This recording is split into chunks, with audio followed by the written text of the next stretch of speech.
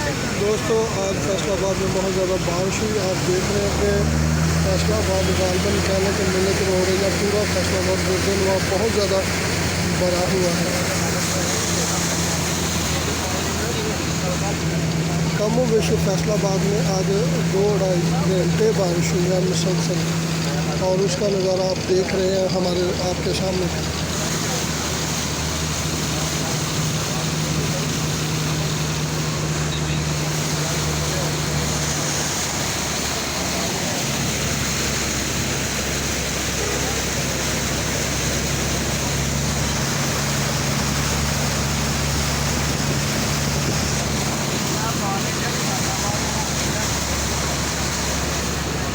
ये सारा निशाताबाद मिलत रोड का एरिया है।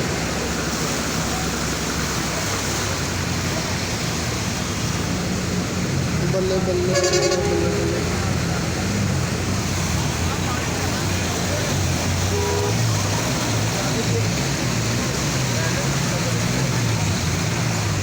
ये तो शलों की सूरत में जो पानी जो रोड पर नज़र आ रहा है।